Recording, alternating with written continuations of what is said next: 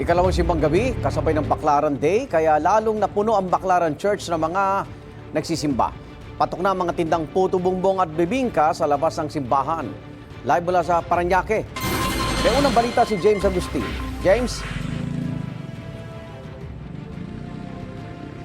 Igang good morning, pasasalamat at mga kahilingan na nais matupad. Iba-iba po yung rason ng mga nakausap ko na dumalo sa Misa de Gallo dito sa Baclaran Church ngayong umaga.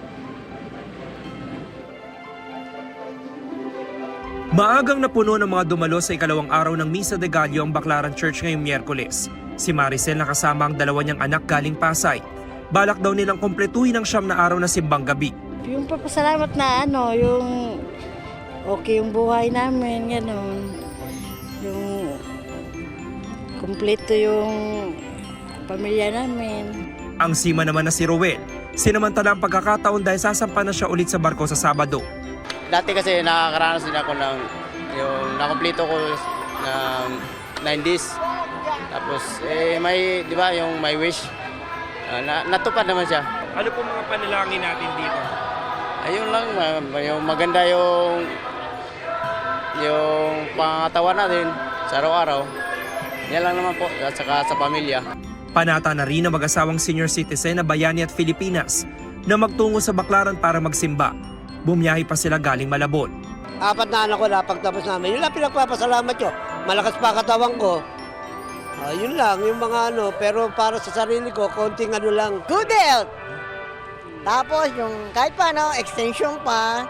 Yun. Tapos maging maayos ang mga anak ko lagi. Sa labas ng simbahan, patok sa mga nagsisimba ang puto bumbong at bibingka. 50 pesos ang order ng puto bumbong. 70 pesos ang special na may keso at gatas. Habang 80 pesos kung may leche flan. Mabibili naman ang bibingka sa 50 pesos. Habang 80 pesos ang special na may itlog na maalat at cheese. Mabili naman po.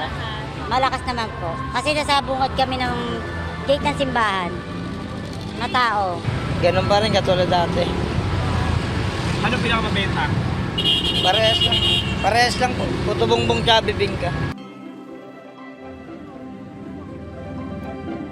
Samantalang ikan, bukod doon sa mga nabanggit natin na pagkain na patok ngayong Pasko gaya ng puto bongbong at bibingka, pwede na rin mag-Christmas shopping dito sa labas nitong simbahan dahil marami po dito na mabibili na panregalo na swak naman sa budget ng ating mga kapuso gaya ng mga damit. Yan ang unang balita mula po rito sa Parañaque City. Ako po si James Agustin para sa GMA Integrated News. Igan, mauna ka sa mga balita, mag-subscribe na sa GMA Integrated News sa YouTube para sa iba't ibang ulat sa ating bansa.